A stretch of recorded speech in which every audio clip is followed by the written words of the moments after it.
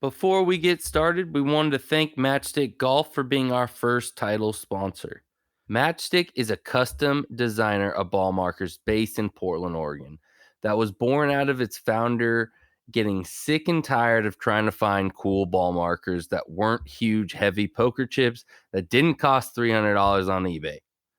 Matchstick's markers include the one-eyed alligator from Happy Gilmore, a stack of cash that will have you putting for dough. Right now, Matchstick is offering 15% off your first order at matchstickgolf.com with the code municipals. So head on over to matchstickgolf.com, enter municipals at checkout, tell them Big C in Ashton sent you. How hard did you push it? Till I black out? Yes. Numerous times, yes.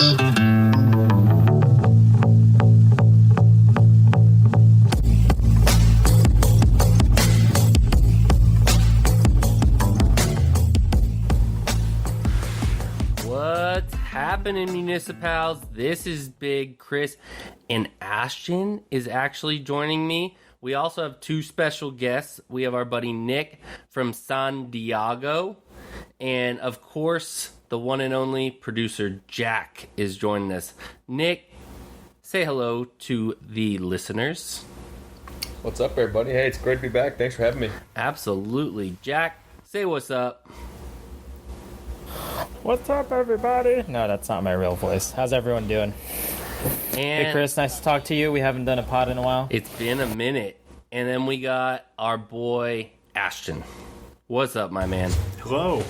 Yeah, we were just saying it's been a minute. We've been doing these kind of individual pods with some of our guests, some of our friends, while you've been away, and I guess I haven't been away, but we've just sort of been taking a swipe at it differently. But it's certainly nice to talk to you, and I think Nick is now our only third-time guest. So Nick is kind of part of the Municipals family, sort of our SoCal delegation, and then Jack is the mystery man behind the curtain. But we're certainly happy to have his extremely weird voice on the podcast and to hear his take on golf courses. Because now that you're gone, Chris, I think I've played more golf with Jack than just about anybody in the Bay Area. Played more golf with Nick than anybody over the last year or so. Seeing the three of you guys, 90% of my golf rounds are played with one of the three of you. So really good to talk to all of you guys. For sure. And so this week, big topic. One of my favorite routings to do anytime. I'm so excited that Ashton got Jack and Nick out to do this routing. So we are talking about the Northwood Bodega Bay 27. So it is one of my favorite days to play golf. You get a Robert Trent Jones course, and then you get an Alistair McKenzie course all in one day, and within 30 minutes of each other. And you get to go coastal and the Ewok Forest from Star Wars. And it's just Let me just crazy. go ahead and say real quick that it is very obvious which one is the Robert Trent Jones course and which one is the Alistair McKenzie course. Yeah. Sorry, Chris. Oh, no, you're good. It's very obvious. It's, such a juxtaposition between the two courses, too, because you're within these, 200-year-old redwood trees when you're at Northwood, and then you're not oceanfront for the whole course, but you're ocean adjacent for the entire round when you're out at Bodega Bay. And it's just one of my favorite, 27s you could play. So I want to get right into it. Nick, Jack, this was your first time going out there. Ashton has done the 27-hole routing with me before. Actually, the first time I did them together. I've played both of them more than a dozen times in their own right. But first time I ever did the 27-hole routing was with Ashton. But I want to ask Nick and Jack, what were your guys' takes? You guys did it backwards than what I normally do it. But so you guys started at Northwood. What was your take on Northwood for your first time? Northwood was definitely, I think it's one of those one-of-a-kind experiences. It's a little far from me. I live in Sunnyvale, California now, which is down in Silicon Valley. So it's probably a total of about hour 45, hour 30, depending on traffic for me. So I don't get to go up there too often, but it's definitely one of those things that's worth the drive. And I don't think I've ever, I've been playing golf since 2016. I don't think I've ever played anything like it. Trees are definitely the thing that sticks out to me. And, just something about the way that that course is laid out, and just the atmosphere is the biggest thing that I realized or noticed when I got there. Just pulling up to it, you're driving through in the trees, and it's like the very first, go in the parking lot, you look over at the golf course, and it's just surrounded by trees. You can't even see a tee box or really any kind of green until you go to the first tee. So the atmosphere is one of a kind, and that was the big thing that I noticed when we first drove up to it. What do you think? Nick, not Jesus Christ Superstar, which is his name on the Squadcast thing here. Well, Jack, thanks for asking. But I do prefer you call him by my pronoun. King would be preferred, thank you. No, I mean, Northwood's a vibe, man. Northwood is great. It was a great way, I think, to start the day. I know, Chris, you said you did it the other way than we did, starting with the big golf course, then going to Northwoods to finish it off. But really, I think the way that we planned it out was fantastic, and it's a great way to start your morning off. You get a cup of coffee, and you're walking around, and it's misty, and it's dewy, and you're in this redwood forest, and you've got the sunlight pouring in as it comes over the mountains, and it's cutting through these trees and the mist and the fog, and it's spectacular. It really is, and it's a really unique experience. I've camped in redwoods before, and this is sort of the closest thing to camping in the redwoods. You're hanging out for a few hours. That was great. It's a great way to start today. Great way to get warmed up and then go have a match down at Bodega Bay. But yeah, Northwoods is a vibe, man. I mean, it's a cool course. You can tell that it was built by Mackenzie, because it was, not that I know his designs, but you can tell it was old. Like, they were not moving a lot of earth. They didn't have the machines capable to move a lot of earth at this golf course. So the way that it moves and flows with the land in between the trees, obviously you have some gorgeous bunkering around the greens, which is pretty neat to play out of. Got my ass kicked in those bunkers. You could tell that the course has not changed very much since Mackenzie designed it, whatever it was 100 years ago. So that's really fun. The historic aspect of it, the beauty of it, that was fantastic. And then obviously the vibe. I mean, it's just people in shorts and t-shirts, crushing beers, smoking a bunch of J's, and having a blast out there. And it's really what golf needs a lot more of, but can certainly be an example for munis everywhere. So Northwoods is awesome, man. Nothing bad to say about the place. It was easy to step up and play after, they don't have a driving range. It's a comfortable golf course to play, despite the trees, I think.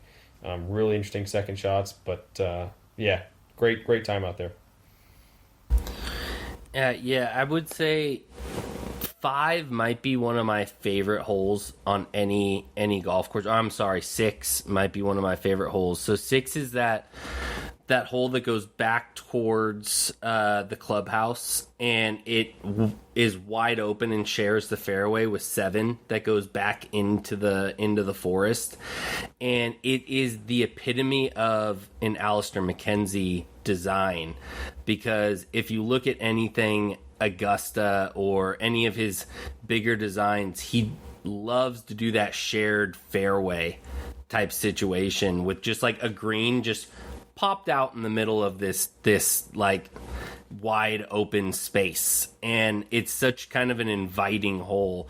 And it, for a course that has manipulated a little bit of what Mackenzie designed from the beginning when he first came out there and designed it, that is the one hole where I'm like, yep, this brings me back to the 3 other Mackenzie courses that I've played outside of Northwood. So, that's probably one of my favorite holes in all of Northern California. I just absolutely love that. What were your guys' favorite holes? We'll start with Ashton. Oh, man. I really like number 2. I think number 2 is actually very hard. Because because number 2 feels like, well, I think one thing to take a step back for our listeners. So Northwood overall is like a pretty short golf course. Like number 1, for example, you can really, for the most part, hit whatever you want. I mean, I think you can hit like 6-iron wedge, hybrid, and kind of a short wedge. So there's the caveat that, like, for the most part, it's a pretty short hole, minus number 9. Number 9 is a extremely long, extremely challenging par 5, but for the most part, you don't need to hit it a really long way to have fun there, which I think is one of the reasons why you see people of kind of all shapes and sizes out there competing, and you don't need to hit it a mile off the tee. But number 2 I really like because it's a pretty open fairway. You definitely, I think, feel the trees more on 2 than you do on 1. Number 1 is sort of like, it's more about the clubhouse. It's kind of about getting out there. Little dog, like, you can't necessarily see the green. But number 2 on that approach shot, you've got to hit a kind of a grown-up golf shot into a very narrow neck. And then the way that kind of it basically, you kind of have to land it short left of the green to get it on that green. And then it's very penalizing if you don't kind of judge your distance the right way. So I just think that hole is really kind of gets me every time. I think both times I've pulled it right, and I can confirm that's certainly not where you want to be. But I think that hole is really one that both times I've played there, I got up there and was like, huh. And then you get up there and you walk off that green and you're like, you feel really good at walking off there with a par. Nick, what was your favorite hole out there? Mine was also number 2 because of the blind approach shot. I loved, Ashton described the neck, but I think didn't do justice to the fact you can't see the green at all. It's totally blind. You can see the pin sticking up just above the neck, but the green is below that neck, so it's totally blind, and I think spectacular design. But to give another answer, I think Chris, what you were talking about was 6 or 7, but the one that comes back into the clubhouse, I think it's 6, dogleg right? Yeah, so 6, dogleg right, that's the one I'm talking about that kind of also share, like, you can hit it long into the 7 fairway and still have a easy shot into the green. And then 7 kind of does a little bit of a dogleg right that wraps right back down into into a green that's a little lower than the tee box. I think those are 2 really cool back-to-back holes. I know it's the same shot shape off the tee, but one requires you to be very precise with your exit window coming off the tee. Or number 6 does, and then number 7, you've got you have to be very precise with where the ball's landing on that dogleg right. So it helps that I hit best drive of the day on number 7. So I think that's gonna be my answer. Then number 7. If not number 2, I'll take number 7. Jack, what about you, my man? 6 was par 5, right? 6 par 4. Short par 4. Par 4. Oh, yeah, it is. Yeah, I think 6. I was trying to remember. For some reason, I was thinking it was a par 5, but I'd say 6. 6 runs right along number 1. So number 1's on the right-hand side. Number 7's on the left-hand side. Hey, hold on. I might be thinking of a different one then. So well, maybe just 6, this one. the way I think about 6 is really, it's probably the most interesting green, right? It's that back to front, that really kind of back to front green. Yeah, with bunker on the left-hand side. Yep. Yeah. What's the one where it has a tucked tee box? Is that 7? Like the tee box is tucked by the shed. Yeah, so box is tucked up in the tree. No, he's talking about 6. Okay, yeah. You're thinking of 6. Yeah, you're talking about 6 so then 6, too. 7. So then it's 5 is the one that I'm thinking of. The par 5. Yeah. Yep. So par 5. Okay, we're gonna set that out. And that's the one that's got the very McKenzie bunker on the left side of the green. 2 par 5s. You got number 5 and 9. That's why I was thinking it's a par 5. So 5, I love that. That's one of the things that I think is characteristic of Mackenzie is, undulating fairways. I saw it in Pasatiempo. Some parts of Sharp Park still had that undulating fairway kind of thing. And you can definitely see it on 9 at Northwood. Loved 5 just because of that, where it's like, I don't know how... you're able to shape or change the game just by like going up and down so subtly on a fairway. I think that one, it like dips right before the green, right? Like the fairway kind of slopes down right before the green, and then it's like a 2 or maybe 3 tiered green too. I think that hole just kind of really exemplifies, that kind of Mackenzie design. And like you were saying, there's a true Mackenzie bunker on the left side, and that one was that was such a fun hole. Like I think I maybe bogeyed or double bogeyed it, but it was just like navigating that thing was fun, super fun for me.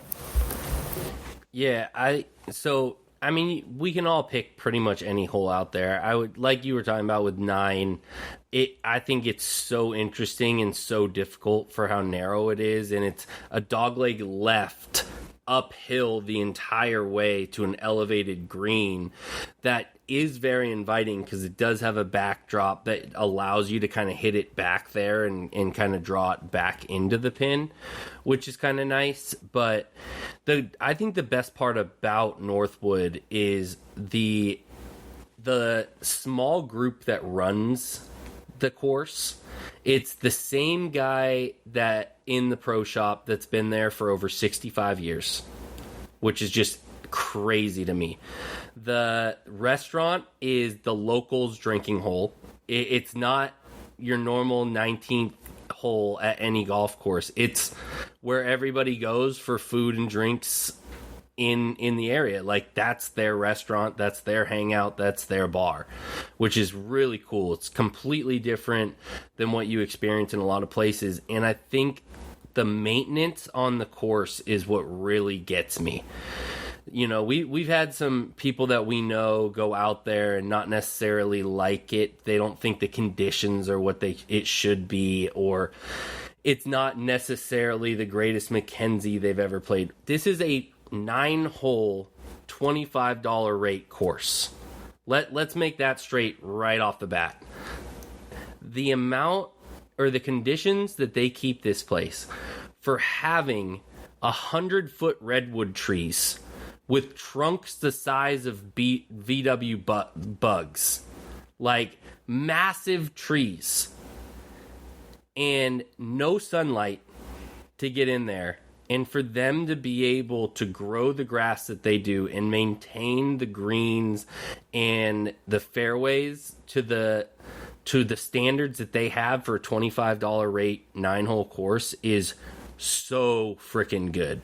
Like, I have to give mad props to their grounds crew, because that's, to grow anything with no sunlight is impossible. And for them to not allow the roots to take over the greens and to run through the bunkers and to see giant roots kind of coming through fairways and stuff, and for them to keep it at the level it has and not change as much as it could have over the years is pretty fucking crazy. And I think that's testament to having Alistair out there, and the people that have ran the course have respected that Alistair was the designer of the course, and they've really tried to keep that aura of him out there, which you can't say for a lot of public munis that basically, have been mutilated over the years after its original design. I mean, you've got a great course in Blue Rock Springs out in Vallejo, and they're absolutely going to mutilate that course and turn it into just 118 and combine the two courses. It's a shame, because one of the courses was co-built by one of Alistair Mackenzie's apprentices, and it's so obvious when you go out there to see his designs, and it's just really great to see that in Northwood. And every time I go out there, like I said, I've been out there over a dozen times, it's always the same. Nothing changes. Same guy running the pro shop, same cranky lady that runs the food and beverage area. It's just awesome. You mean the woman who, when we went last time, I had my temporary ID, and when I went to go show her my ID, she was like, "I cannot serve you with that." I was like, "What do you mean?" She's like, "I need a photo ID." I was like, "Well, I mean, I have a paper ID," and so Chris had to go in to get our drinks. She's running a tight ship. Which is just funny, because there's not much about that place otherwise where they're supposed to running that tight of a ship. We've got, like, another time Chris and I were there, I think after number 6, we were playing behind these guys who were, I think they were playing Journey all day, like definitely like our dad's age, and they were getting super high, and like early on in the day, one of them left a club. By number 8, I think like each of them had left a club, and they're like, God, because they're like, whoa, man, like sorry about that, like it's hitting a little bit different later in the day. So, but that's the appeal of it, right? I mean, I'll say like we'll go through our rating here in a second, but it's not going to be a super fast round. You're going to see kind of again a little bit of everything, but I think that's why you go, and I think that's why it's a great day because. I think Northwood's a great place. Nick and I were talking about it. A great place to like almost warm up, right? It's like cool. I don't have to hit a bunch of like punch in the face golf shots. We're like, we'll get to Bodega, but Bodega is wonderful. One of the reasons I love Bodega. You better be hitting good golf shots. Like, I mean, it's kind of the opposite design philosophy. I think we found out, or Chris, maybe you told me this, but apparently Robert Trent Jones never came back because they were optimizing more for selling homes than were for the golf course. Yep. Very, very different, but certainly a place you want to feel a little bit more dialed in. Where Northwood, it's like, there's certain places you don't want to hit it, but you're not going to get punched in the mouth. But to go round robin, maybe each of us can take kind of one of our kind of usual things. So Chris, because you let us off, you talked about this some, but to be very specific for our listeners, condition and then value for the area. Kind of reiterate what you said. I think value's perfectly fine, especially with the history behind the architect that designed the course and the allure that you get while coming out there, and kind of what the attention that it's gotten, I would say, over the last 10 years with like EAL going out there, No Laying Up going out there. It's really been presented through all different medians a lot in the last 10 years. And for them to kind of hold strong with $25 greens fees and, pretty much a course that you can still walk out and play whenever you want, not having issues getting tee times, it's pretty awesome. And the conditions, like I said, are great for the price. Yeah, greens are a little shaggy. They could definitely cut them a little bit more, but to your point, it's a that way just because of the lack of sunlight that they get. If they cut them low and cut them tight, like a lot of other courses, they'll lose the greens. So they kind of have to keep it that way to keep it from just completely turning into dirt. Yeah, just so our listeners know, so weekday walking, 7:30 to 3 for 9 holes is 29, 18 holes is 41. Ooh. After 3 o'clock, 9 holes is 26. And then on the weekend, 7:30 to 3, 9 holes is 32, 18 holes is 49, and then after 3, it's 29. So a little bit more than Chris said, but again, not, especially when you're baking in, kind of playing in, it's a great way to do it. The other thing too, just to share for people, the way I personally, well, 2 reasons that I really love doing the routing this way, Chris, is one, you actually are able to get the twilight rate at Bodega Bay. So basically your round becomes, because I think Bodega is like 96 normally, it goes to about 60. So the point is you get to play both for about the price of one. So that's one thing. And the other thing we'll discuss in a little bit, the drive from Northwood to Bodega, I think Nick can comment on this, like was maybe the highlight of the whole day, driving along the coast there. So I think the routing is good this way. And again, it also means you're basically getting, air quotes, a free round at Northwood. But that's as far as the rates. Conditions, we've really already, someone want to take conditions? Again, I just want to make sure we've talked about most of the stuff. But Jack, tell us about the conditions a little bit more. And the greens specifically. I know I said they're shaggy, but any other comments you have? Yeah, conditions-wise, I mean, I love it for what the value is. Like you said, $32 on a weekend is great value. Especially for a 9-holer, it's such a treat. I mean, you guys have already hammered it home. Like those guys take care of that place really well, especially with all those redwoods around it. I think maybe the one place that was, was kind of a tough scene was, I think Rick and I both hit it. This was on, 3, I think it was on 4. We hit it right next to a house. We thought the rough was going to be all right, but it was super muddy. It was basically just mud and a little bit of grass on there. So, I had zero complaints in terms of like conditions. I you know, kind of expected like shaggy greens just because of people going in playing there. Like you said, Chris, having to keep it up because they don't want to lose it and make it dirt. You know, same complaint that I always have in any other muni. I wish people would fix their fucking pitch marks so that, you know, everyone else, especially in a place like that, it's like, you know, you want to take care of it so that other people can enjoy it, right?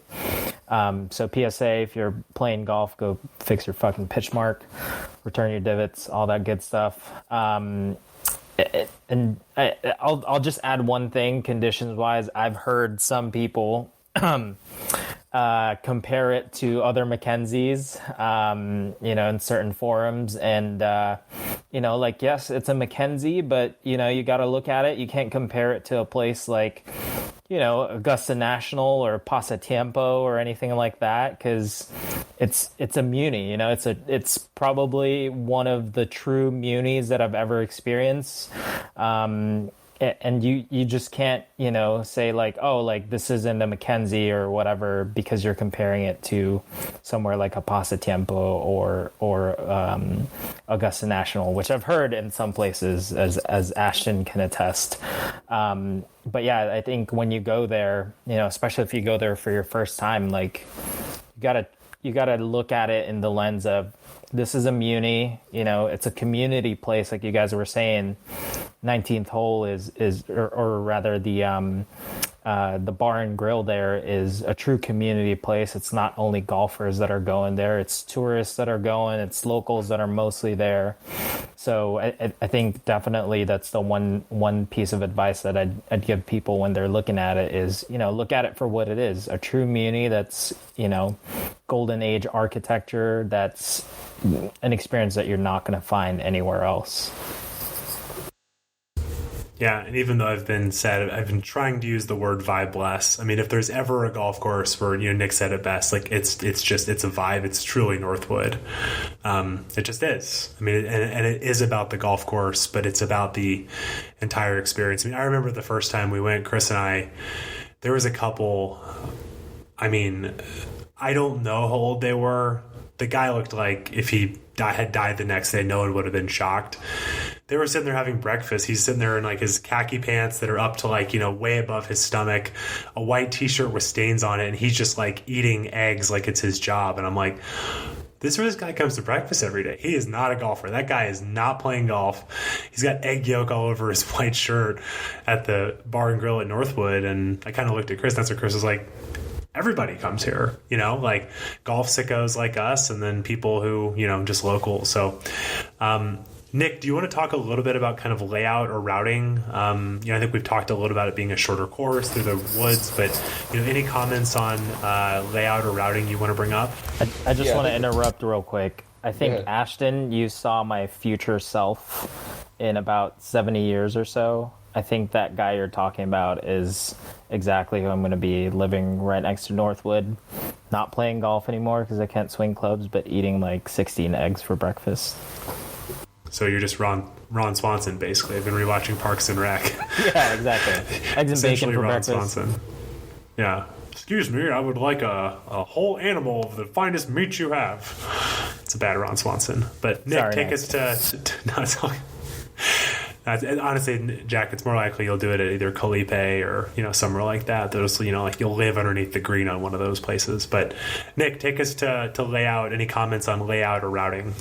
Yeah, I think the very first one is, and this is a very serious comment. If anybody out there is like truly comparing Augusta National to a 100-year-old muni in like the middle of the redwood forest in California, like that is not a serious person, and that person should not be taken seriously for really anything. They, in my opinion, somebody's comparing a 100-year-old muni to Augusta National. That's not serious. Get out of here. He was comparing it to Pasatiempo, but yes. Yeah, it's Whatever. Same Okay, thing.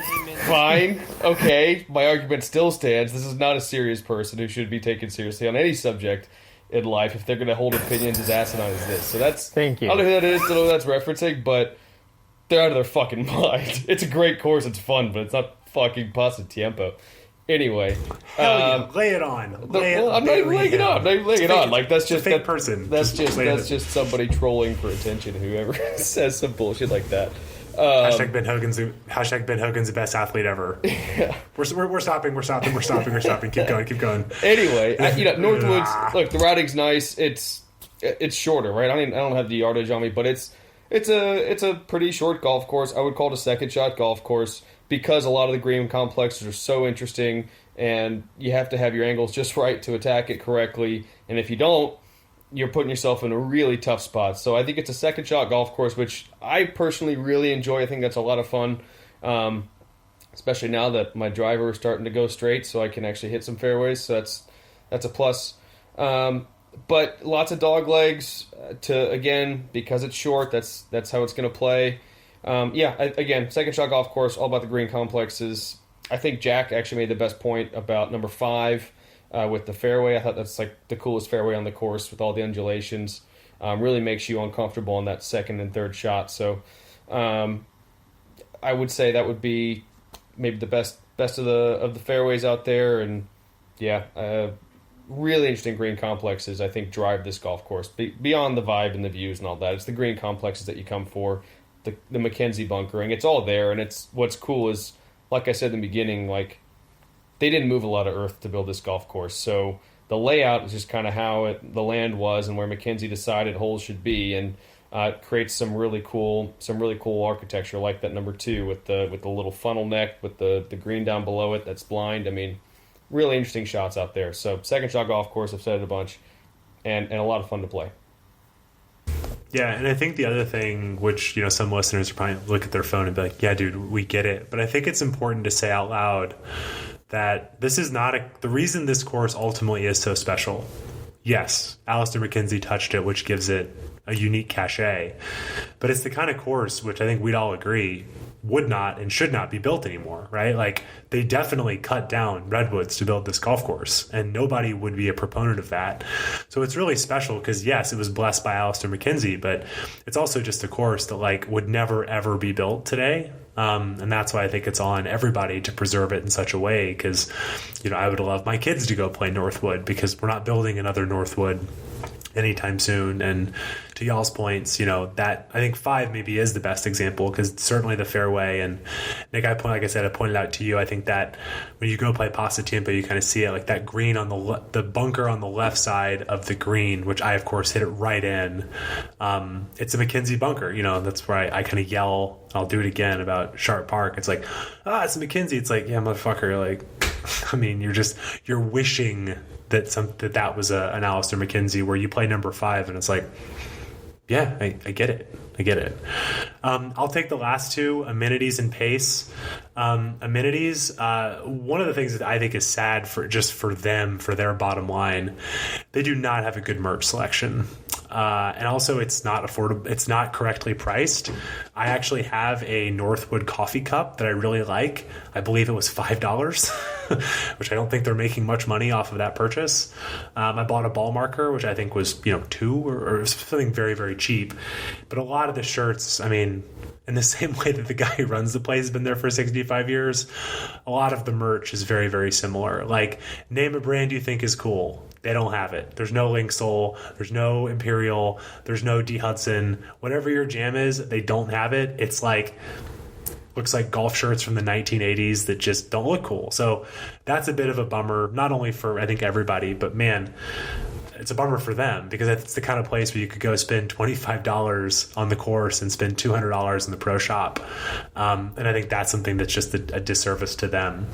Amenities also, like we talked about, the bar and grill area. They're pouring stiff drinks. I will say the food, having ate there, I think y'all can probably agree with me, Nick, we talked about this. The food's not great. And the other thing, too, that's very, I'm just going to say comical, maybe the wrong word. What they had done is they had clearly raised all of their prices on food, but instead of redoing the menu, they basically just crossed out the old price and then wrote the other price in pen. And, we're talking about, I think Nick got, a French dip that was, $18 or $19, which is like very expensive. Anyway, and like it definitely didn't look great. My sandwich was just fine. So I would say that overall, I mean, we kind of just wanted to chill and kind of experience it. But overall, I'd say, patronize the bar, probably take a Pasadena on the food. And if you have more time, like I kind of wanted to do originally, try to go have lunch at Bodega Bay and get some good seafood. Probably pass on the food. And then for pace, I mean, the pace wasn't great. I think it took us, north of 2.5 hours to play 9 holes. But that's kind of what you expect. Again, I mean, it was just slow. Wish it was different, but we're watching people on the. Again, honestly, it's. I'm not just making jokes. It's a lot of people getting pretty loaded up. I mean, both times I've been there, there's been a lot of people smoking weed and playing golf, which I think is awesome, but is also meant for a little bit of some slow play. So that's amenities and pace. Before we move on, anybody have any closing thoughts for Northwood other than I think we'd all say go play it. It's really fun. Not necessarily a course I want to play every day, but certainly a course I want to go play once every 2-3 months, right? Yeah. You can kiss any future Cutter and Buck sponsorship goodbye with that detonation of the Northwood Golf Shop there, Ashton. Just to add to what you were saying about the pace play for color, the group in front of us, I think it was like 3 of the guys were wearing flip-flops. Yes. So you could kind of expect that, I feel like, any day that you go there. Maybe except for like, a Monday or a Tuesday where it's mostly locals just trying to go out and play some golf. But I feel like you can expect some flip-flops on the greens at some point there. And speaking of flip-flops, we now transition to the resort. Oh, professional. He does this for a living. I thought you were going to introduce a new sponsor for like flip-flops that we have or something. No, not yet. Not yet, Jack. Birkenstocks. Birkenstocks, the title sponsor of the Municipals. Hey, they're in Marin County, man. Hey, the producer would be notified if we had a new sponsor. But so transitioning. Shout out Matchstick Golf. Shout out Matchstick Golf. So transitioning into the resort of Bodega Bay. So as you guys kind of noted, the drive from Bodega Bay to Northwood or Northwood to Bodega Bay is beautiful. It's this great drive. Half of it is winding through the redwoods of Northern California, and then it kind of just opens up and gives you a picturesque view of the ocean. And it's just spectacular driving all the way to Bodega, or you get the opposite going back there. It's just a great drive. I recommend it even if you're not a golfer. I recommend you taking your girl up there, having, like you said, having some seafood up in Bodega and taking the drive through the redwoods because it's beautiful. And so when you get to Bodega, it is a completely different realm of what you experience when pulling up to Northwood, because it's all houses lining this golf course. It's a complete resort. I mean, they built this golf course to draw people up to Bodega Bay. It was built after a lot of the people were going down to Monterey, and it was kind of built for the people that lived in Marin County above San Francisco to be able to kind of have that escape from the area, from the Sausalito, area, and get up there. And there's also another course just north of Bodega Bay called Sea Ranch. And Sea Ranch is another really cool kind of hidden gem up there. I haven't played it in many years. I've heard that the conditions have kind of slipped over the years, and the price has never intrigued me to drive up there, because from San Francisco, I think Sea Ranch is like hour 30. Like it's a while. Yeah, it's a bit of a trek, and so it hasn't intrigued me to drive up there and play it. But Bodega is only 45 minutes, 50 minutes from the city, and it's without traffic, of course. It's the Bay Area. I was going to say, I think it took us an hour and a half to get home. Yeah. So bake in 90 minutes. Let's say that with a caveat. There definitely is 90% of the time there's going to be traffic in the city, so you're probably going to be more around that 90-minute mark. But what were your guys' experiences coming into Bodega when you arrived? Ashton, you go ahead and start, since it was your second time around. It's probably a little fresher. Yeah, so just to be clear, if people are Googling this, what you're going to actually see is the links at Bodega Harbor. We call it Bodega Bay, but for Googling purposes, the links at Bodega Harbor with a really nice little seagull logo, which is great. Yeah, I mean, I think the reason Bodega really strikes a lot of things for me is, first of all, it is a great golf course. Like, I really, really think, having played there twice now, it's a great golf course that requires you to hit a lot of good shots, which I appreciate. Even though it is absolutely subdivision golf, and again, based off the rumor or whatever I mentioned earlier, that, it was definitely built for housing purposes to the point where RTJ was pissed. It doesn't really feel that way. I mean, there's definitely times where I think, not to drive by shoot you, Nick, but for one of the par fives, you definitely hit your drive off of someone's roof. You were very concerned that they were home. But it doesn't feel, a lot of times, window's broken. Yeah. Nick was kind of like gritting his teeth as we drove by. He's like, I definitely hit the roof. But it's definitely amongst the houses, but it doesn't really bother you. And I think a big reason why is you basically have a view of the bay, Bodega Bay, pretty much all day. Because I remember, Chris, before we went in April, you told me, and you're here to kind of workshop this take. You were saying that, pound for pound, like when it comes to views, many people obviously think Monterey. Monterey's great. We've talked about a lot of those courses. But Bodega is probably better. I mean, again, it's a bay. It's not necessarily like, the sweeping vista. Sometimes you're going to get like PG or something. But as far as like just a day full of views, it's as good as it gets, especially for the golf course, right? Because like I love PG, but I don't know that PG is a great golf course. Like, where you're really going to be challenged at every shot in your bag and like really put up a score. Where like Bodega is that way, and you just there was just so many places where you just get views all day. Great golf course, good greens. Pace of play was a tough scene we'll talk about, but yeah, I mean, I've now played there twice, and like it is one of my favorite places I've played in I don't know if you can necessarily call it the Bay Area. It's a little north, I guess, but of the courses within kind of a hour and a half radius of us, I really love it. And I think you were the one who kind of hyped it up to me, and it has exceeded expectations both times. Yeah, so I've played it. I can't even count how many times I've played it. Me and my family used to rent a house on the golf course when I was in my early teens, so from like 10 to 14 years old. We used to go up there for about 4 or 5 years straight, and we'd rent a house, and they used to have an unlimited golf kind of package that you could buy from them. So my dad would just buy me and my brother the little unlimited pass thing, and me and my brother would just go out and play all day. And that was when you were 12, 13 years old, and a course like that, we could care less walking it, and we'd walk it, which is crazy. If you ever play Bodega, it's not a very walkable golf course. But me and my brother would do 72 holes in a day with the two of us walking it.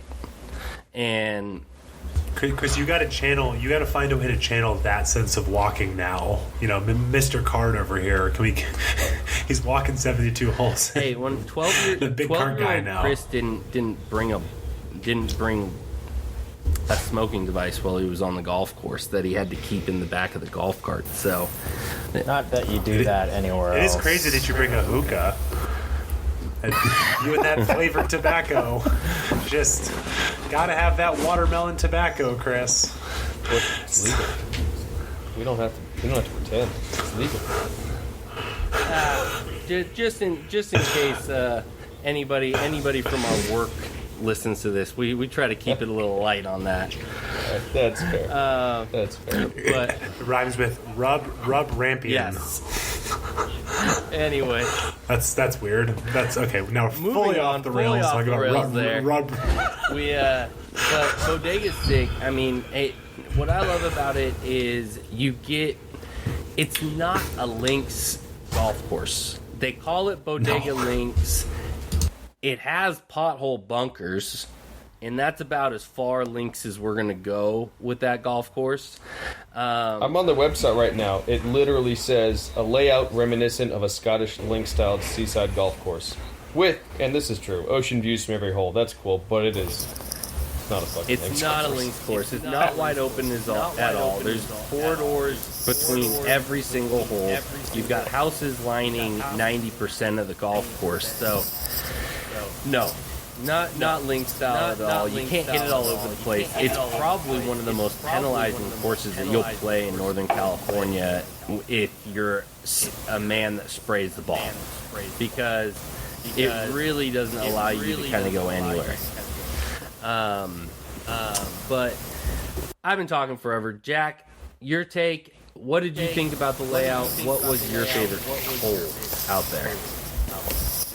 Yeah, it was my second time playing. First time I played with you, Chris. You definitely, I think when we first played that place, I was still hesitant on how much hype you were putting into the course. Especially because it was like you were saying, like I think it was like an hour and a half drive for me that first time. So it's one of those places, the hype that you put on it definitely lived up to it. I'm very much the way that I like my golf courses. One, I like a good challenge in a golf course. Even though I'm a 10 NH handicap, as these guys would say.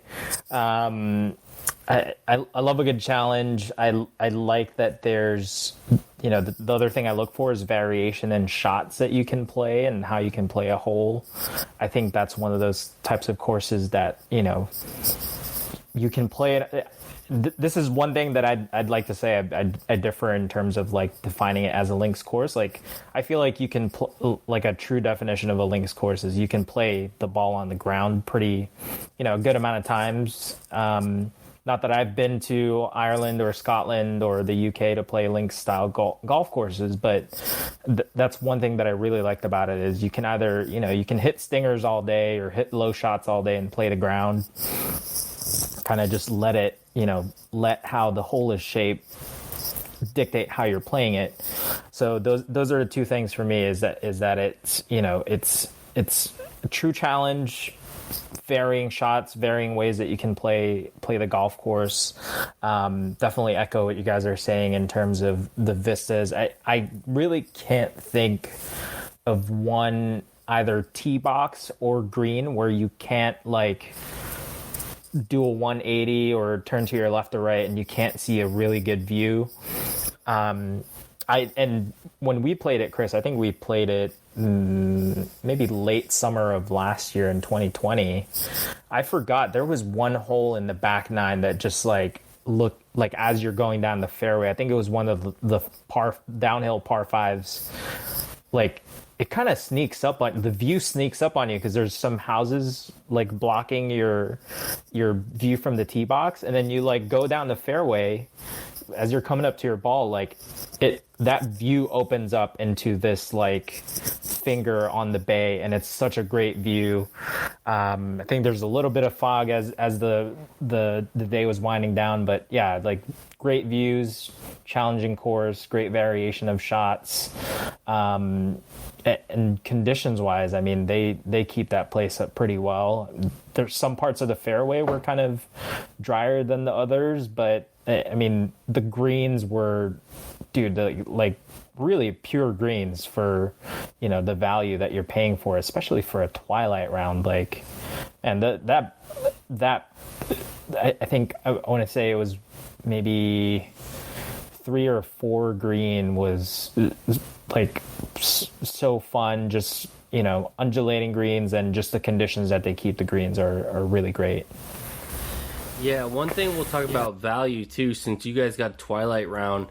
The first time me and Ashton played it, I actually got a deal on Golf Now, and I think we played it for $80 for both of us with a cart.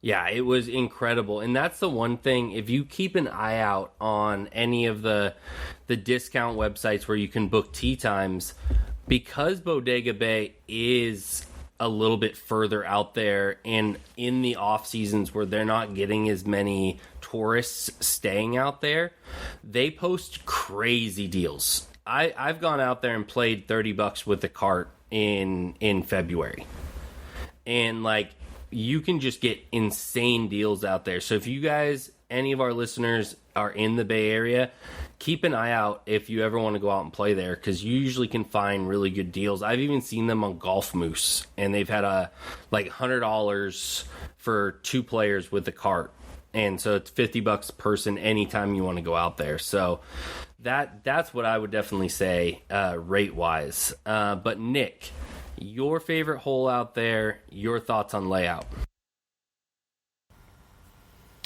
I don't know that I could pick a favorite hole to be. Actually, no, that's a lie. 18 was great. It's cool. I think so. We'll get to why I think 18 is great in a second. But I think overall, on the macro view or a macro level, it's spectacular, right? It's truly a spectacular location for a golf course. The views are by far and away the best views I've ever had on a golf course. They're spectacular, right? Ashton touched on the drive down to Bodega Bay from Northwoods, and on a sunny day like we had, it was the best part of the day. And being on the golf course, getting similar views and similar vistas, it's just like, I don't know. It's I think on a macro level so spectacular, it's hard to take in at the time you're there, because you don't see that every day, and it's, I don't know. I think you kind of take it for granted that you're looking at this view for 4+ hours and don't really realize how fucking incredible it is. But I think the golf course is fine. It's very penal. For me, I really hate playing neighborhood golf. Without fail, I have 25% less fun than I do on a course that's just golf. I feel like I get more tired and run down. Even when I'm riding a fucking cart, and I hate riding in carts. I don't know. Neighborhood golf really bumps me out, and Bodega Bay falls into that category. Obviously, it is a neighborhood course. You mentioned there's houses on every hole, and there's zero attempt to hide them. Nor should there be, because you would block the views, which is what you're playing golf there for, and that's why they bought those houses. But there is no hiding it, and they are on every fairway right next to it, and that makes the golf course very penal. And for a golfer like myself, who's a 20-something handicap, that can be really tough. But more than that, the course for me was fine. I didn't think it was anything spectacular. It was in good condition. The greens are nice. The views are incredible. There are some interesting holes. I think maybe it's like 7. Y'all have to help me with this one. But you have like, I don't know. There's like a cow pasture on the left that you can't hit into because the farmer will shoot you with his 22. And then there's the road on the right. I think it's a road, or maybe the other hole. And it's OB left, OB right, OB long. I don't know. That was kind of interesting, kind of gimmicky. It's a cool second shot. If you hit a nice first shot, it's a cool second shot to try and reach the green in 2. Again, playing across a road to get there in 2. It's fine. I guess it's their version of the road hole. I don't know. Other than that, there weren't that many holes that stood out for me beyond 18. 18's great. Like I said, you tee off. I think that the closer to the water you are, the better here. That's what you're there for. You're paying for the water and being close to the water. So being on 18, putting out next to the beach, that's cool. That was really neat. But yeah, at 18, you play towards the ocean, your first shot, and then your second shot, you have to play downhill. I guess I don't know if you'd call it a ravine or what. But basically, the green is 30 yards below the fairway, next to the beach. It's spectacular and a great way to end the course. Other than that, honestly, I could not recall a single hole. Maybe there's like an uphill dog leg left that I'm thinking of right now, par 4. But other than that, the course isn't, I don't know, it didn't blow me away. It's interesting enough, but I wouldn't go back for the course. I'd go back for the views. And Chris, the one thing I should tell you that is a huge bummer, because pace of play was glacial. These guys, Jack had played there, but Nick didn't get to play 16 or 17. So, and that's the hard part, because Nick, to your point, the front nine is fine. I think that it's very Robert Trent Jones of like a lot of uphills and a lot of like artificial mounds, but the back nine is more where it's at, because you get down into that area where we actually couldn't go, even though it's bizarre, because when you get to 16, you hit your tee shot and you pull your cart down, you pull your bag off of your cart, and then you walk 16 and 17, put your cart back on your cart, and then go to 18, which is a little gimmicky, but also like it's cool because there's like marsh, it's a short hole. That par 3 17 is really hard. So there's the caveat of like, Nick, you're obviously entitled to your take. But I'd be curious how you feel if you're able to play all 18 holes, because 16, 17, 18 is like one of the more memorable stretches of golf I can remember. And you only got to experience one of those because the motherfuckers ahead of us were playing so slow. And that's actually what I was going to say. 16, 17 are my favorite 2 holes in the entire course because Sick. yeah, and that's Hey Nick, how do you like that? Is that cool? Is that cool to you? You like that? Hey, you're welcome to your opinions. No matter how wrong it may be, you're welcome to it. Well, no, it's funny that the 2 holes you didn't get to play. Ben Hogan forever, baby. Pasta Tiempo, better than Northwood. Eat it. You can suck on that. No, I wish. Obviously, you can see 16, 17 as you teed off at 18. It looks gorgeous. I wish we could have played it. They look like the 3 coolest holes in the course. So maybe take my judgment with a grain of salt. But I didn't think the rest of the course was all that interesting. Yeah, I mean, and we've said this. I think all of us kind of touched on it. It was designed to be a resort, and so all in all, it is a resort golf course, and so they built it for the housing in mind, to draw people up there to stay for the weekend, do all those things. And from what I've read and kind of the things I've talked about, that's why Robert Trent Jones was so fucking pissed about how he had to go about designing it, because it's not the routing that he originally designed. He was forced to adjust the holes based on where they decided to plan the houses. So what he designed is only about 40% of what actually was created out there.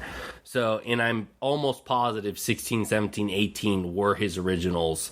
And then the front 9 was all kind of massacred just because they wanted to put as many fucking houses as they possibly could in there. And that's why you cross like 7 streets through the entire front 9, because you're just constantly going through all these different developments.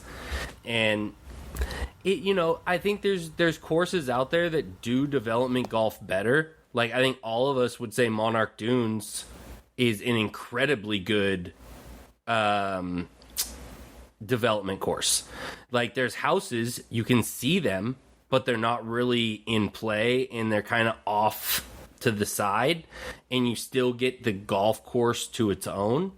Where this feels kind of on some holes that the houses are kind of encroaching onto the course, and it creates it to not necessarily have those, penalty areas or higher rough that you can build on a normal course. So it's like fairway and then 10 yards of rough on each side, and then you're in people's fucking backyards.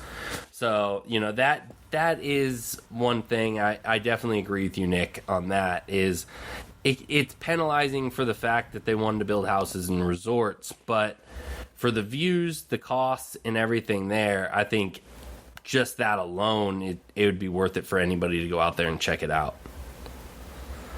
And especially for the views, but it's also to sort of jump on top of that, Chris. Though, like, it's not a walking course either, and golf is a walking sport. You can't walk this course. I know you did when you were 12 or whatever, but you're not walking today. No one's walking that. None of us are walking that today. No, and that's golf's a walking sport. I have an issue with courses that you can't walk on, this being one of them, because it takes you out of the game. It takes you out of the sport for the traverse time that you have between holes. I don't know. It's a personal thing, I guess, but that's another thing that contributed to me feeling very meh about this course. That's all. And that's why I call it a resort course, because I would say 90% of courses that I've played at resorts are not walking courses. Like, you don't see a lot of people walking Bayonet and Black Horse in Monterey. You don't see a lot of people walking Carmel Valley or Quail Lodge. You'll get people walking Pebble Beach just because it is built for tournament style golf, and you want to get that feel of it, but not a lot of people are going to be walking Poppy Hills and those type of things. And especially like, us 3, Jack, Ashton, and myself are going to Vegas. 90% of Vegas courses are not walkable. It's just they're built in the desert. They're all separated. Each hole has like 150 yards in between each tee box and green. So I think there's a place for it within golf. Would it be the place I'd want to play every day and go for a stroll in the park and also play golf? No, absolutely not. Like, but if you're just trying to crack open a fucking 6-pack of beer, smoke a couple doobs, and have a good fucking time and not really care about score, I see a place for it. But it's not going to be the course that you're going to want to go to and live next to and play every single day of the week. You know, that's just not what it is, and I don't think it was designed for that either. So that's kind of, I separate kind of the resort and something I'd want to play every day.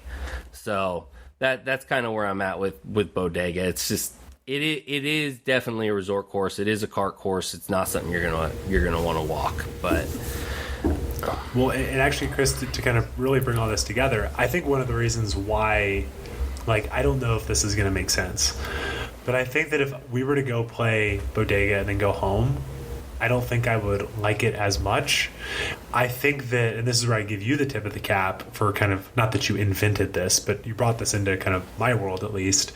I think that it's really the whole day, right? Especially the way we did it, because, you know, the morning is you're going to walk through the redwoods in the morning, right?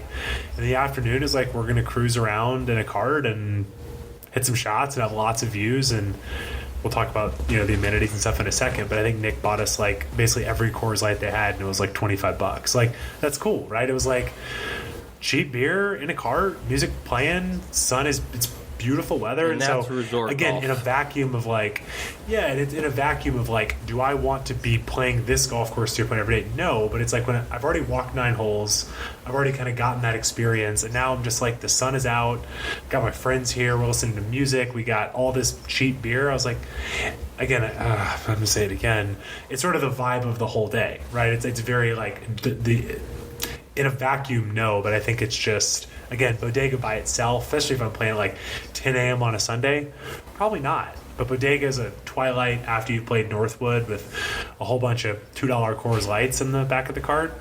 I think that's honestly why I like it so much, you know, and also too, the company has been great. I mean, obviously playing with you, I mean, the day we played the first time we were supposed to get paired with somebody and that person never showed up. Chris and I had nobody was on the golf course. We took our time and played in 3.5 hours. It was amazing. And then even though it was pretty brutal on pace of play, you know, Nick, Jack, and our buddy Rick, like, as good of company as possible. So I think it's sort of, to your point, it's I like the golf course, and I totally agree with Nick's take on the walking component and the houses, but I think it's kind of the whole day that makes it special, and I think you sandwich that with Northwood, and it's like, yep, it's a great day, you know, which is, I guess, the whole point of the podcast. It kind of gives me the same feeling as like when I go out to Terra-Lago.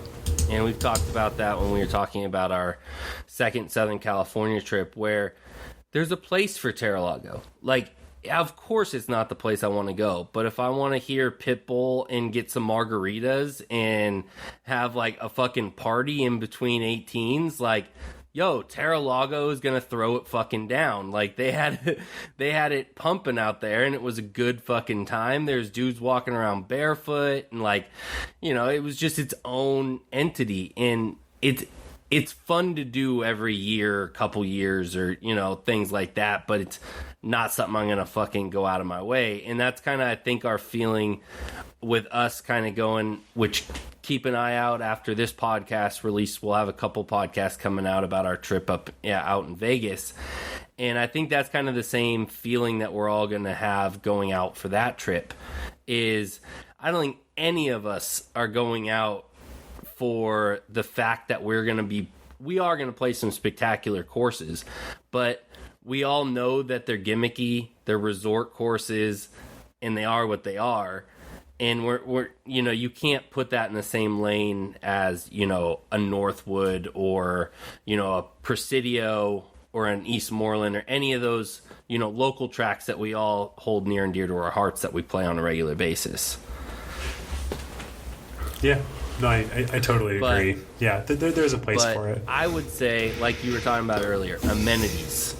So, beer's cheap out there. They've got a great restaurant. Were you guys able to go get food after your round? No. So restaurant is awesome. Wait, great restaurant. Yeah, so it's not in the clubhouse or the pro shop. It's just outside of the pro shop. Should have had lunch there. Yeah, Damn it. so It's below the parking Yep. lot. and beautiful views of the ocean, all glass. Damn it. Glass. That's my fault. 360 degrees around the entire building, and it's a steak and seafood restaurant. So it's not the cheapest. It's not a. Okay, maybe I'm glad we didn't go there then. I mean, you can get a burger and stuff, but your burger's going to be $23. Like, Well, I mean, Nick's gross meat sandwich was $19 at Northwood, so we wouldn't be saving a whole bunch of but money. their burgers are on like super high end levels. So they're like Wagyu beef and like, I mean, it's a really nice restaurant. It's meant to be a resort place where when people want to go out with their spouses after a round of golf, they can go out and have a really nice meal with their wives, and they have a massage place out there, and it's your full end 100% resort. And so Bodega, it's so close to San Francisco that you can make a drive out there, and you don't have to have those amenities. You can just play the course. But if you do ever go out there and you stay for the weekend with a wife or anything like that, or any of your girls, it's worth getting dinner there because the restaurant is spectacular. Like I'd rate it like close to a 5-star restaurant, like in the city. Yeah, really, really good. But Yeah, but they do have, Chris, to bring up amenities as well. They do have this little snack shack, which we didn't get any food, but I know last time me and you got some breakfast burritos there that were really good. So they really check off your boxes for, cheap drinks, breakfast burrito. You can probably speak to the hot dog. Like, they have everything you're going to need from an amenity standpoint. And Nick, what were your thoughts about pro shop amenities? Because I know my feeling there. Do you feel like it was more on the Northwood side of things? No, it was better than Northwood. Northwood was truly trash, though. Northwood's horrendous. I wanted to spend money at Northwood's, and they wouldn't. There was nothing that I could purchase. Yeah, no, but I think it was much better. I don't know. I thought it was like fairly standard pro shop stuff, nothing crazy. They had like a hoodie or two I thought about getting, didn't end up picking one up, but it was fine. Nothing crazy. Yeah, Standard. I think one thing it's lacking in logo creativity, and I think that's what makes me not buy stuff from Bodega when I go out there. What's your thoughts, Jack? I think the thing that I'll say about them in terms of like what we're saying with both amenities, food, and things like that, I think they're kind of they for some reason it's really weird. It's like stuck between like what you would expect out of a muni that's just like, hey, like come in here, go play golf kind of thing, but everything else is like like even the restaurant was, you have to look for it, right? So it's not very. I don't think the business side and amenities side of it is like really well thought out. But the beers and things like that were great. I mean, $27 on however many cans of Coors Light. I forget what the joke was that we were making with Nick there, Ashton. It was truly it was $25 for 8 beers. Fantastic. Yeah. I was getting ready to get bent over and killed by the beer cart girl, and $25, I almost choked. Fantastic. Yeah, so I mean, like it's a great place for that. And I don't know, like it's so weird because like you expect it to be a resort golf, but I think the challenge of the golf course itself is it's still a really good challenging golf course. So I wonder if it's a case of like this golf course who doesn't really know its identity, whether like you were saying about Terra Lago, like is this a true resort golf course? It's struggling to be a subdivision golf course because of how they built it out, but then it's also like someone like me who enjoys the challenges of a golf course, like someone can go out there and like be challenged by the game. So those are that's what is a little bit of a struggle for me, because like I don't usually see those three things all in one place. Plus, like we were saying earlier about the 16, 17, 18, like it's 3 really great kind of almost kitschy holes for what it is, but it's still like, you know, really, really great architecture. So that's my big take on it is, you know, great conditions, kind of weird amenities, I'll say, but I think it's a place that's like struggling to have an identity because it's trying to be all these different things and serve all these different, you know, different type of golfers. That's well said, Jack. That's and I think that covers most of kind of what we usually talk about. So I think the last thing to point out, not happy about it, but I mean pace sucked. I think we were the second tee time off for twilight, so I think we teed off at 2:10. You know, the back of the napkin math is if we had played in I think 4.5 hours, we would have finished.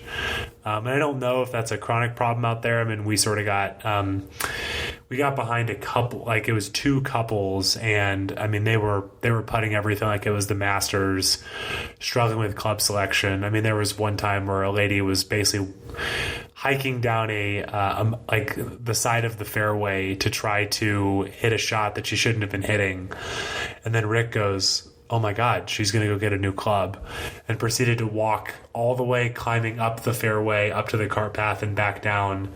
And probably what, guys, that was 50 yards each direction. 50 yards each direction. 2, 3, 4 minutes just on that alone. Yep. We're just standing on the tee.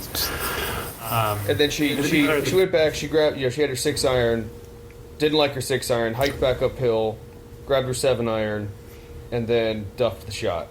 It was just the toughest of scenes. And then after everyone looked away, her husband or whatever drove to her. That was the tough scene for me. It was just like he could have drove there the whole time. And I think the other thing too, though, is like the people ahead of them were slow as well. And the one thing I will be, I'm not trying to be charitable to Bodega because it's the layout, but to Nick's point, if you're a golfer who does not know where the golf ball is going, and you're going to try to like play and finish every hole, it can be pretty brutal out there, right? Like if you're spraying it off the tee and kind of re-hitting and stuff. So I don't know. Again, pace of play with Chris, the time we went out there on that Friday morning, it was beautiful, but it was pretty bummer to like, you know, again, especially because 16, 17, 18 are such bangers. You know, I'm showing Nick, we're up here in Nixon Down, and then we have to skip 16 and 17. That wasn't great. So we'll want to call them out on pace of play because that was a tough scene. Sorry, one other thing to add that I don't think I've seen in maybe any other golf course in the Bay Area. They have gas carts, which is, they need to replace that shit, man. Like diesel fuel gas carts or whatever. It stank, man. That's old school. Yeah, it's truly old school if you like that vibe. Yeah, Loud too, man. I hate them. It's so loud. we get a lot of those Pacific Northwest. So I would say 80% of our golf courses up here have gas carts, and the reason they have gas carts is because of hills. So when you have a massively hilly course, or in between holes where you're driving a lot, you have to recharge them too often. And if you're pumping out tee times, it's much easier to just throw some extra gas in there and keep them rolling. Where if you have to charge them for 2 or 3 hours, well, you just lost 30 tee times. So that's really the reason, and I think that's why Bodega still has gas, because it is very widespread of a golf course. There's a lot of driving in between holes, and the undulations of that course. I think if you put, you know, the electric carts out there, I think it would just be a fucking shit show. Yeah, so you're saying we need to invent some kind of like electric battery powered golf cart that with like a Tesla I was just fucking gonna say, battery Tesla on needs it. to start making golf carts, and we'll be good to go. Yeah, that's the next thing I'd love to see on a golf course. I think we want to keep Elon Musk can have his hands on other stuff. We don't need it to be on stuff that we love so much. But also, one quick note. I want to tell everyone quickly about price. The one thing I will be charitable to Bodega, looking at their website, they say they're golf cars, not golf carts. So if they're golf cars, they gotta have gas. Maybe that's why they have gas. Golf cars. I've never heard of that before. I think that's a It's pretentious. not a typo. It's a pretentious thing. That's not a nice thing. That's a pretentious thing. They don't want to have golf carts because that's for the plebes. They're golf cars because it's a resort. Nick is so fucking out of it. I love it. Somebody had to balance out y'all's like puff pieces, like 3 talking heads talking about how amazing this golf course was. It's fine. It's fine. The views are spectacular. They are spectacular. Golf course is fine. Say it again. It's in good condition. Oh God. Okay, so just so people know, during the week, $62. Friday, $72. Saturday and Sunday, $92. And then during twilight, that goes from 62 to 47 Monday through Thursday, 72 to 57 on Friday, and then from 92 to 67. So that really does help a lot. However, when you snag the second tee time after twilight hits and you can't finish, it becomes a little less appealing. So a good deal if you can get twilight, and just hope you don't get behind people competing for at Augusta National in the group And ahead one of you. thing I'll say too, when you do this, if you're going to go out and play this 27-hole routing, do it in spring or summer. Give yourself that little extra leeway to kind of mosey through, eat at either one of the restaurants, take your time in between the rounds and really enjoy the area that you're in, because it's incredibly beautiful between Bodega Bay and where Northwood is. So really take your time. If you get the chance, spring, summer, definitely the way to do it. Perfect. Well, thank you guys. We've been trying to do this for a while. So, Nick, thank you for making the time. Jack, thank you for coming from behind the computer screen. And Chris, always nice to see your big bearded face. Yeah, guys. Thanks for having me. Absolutely, fellas. Peace. Later.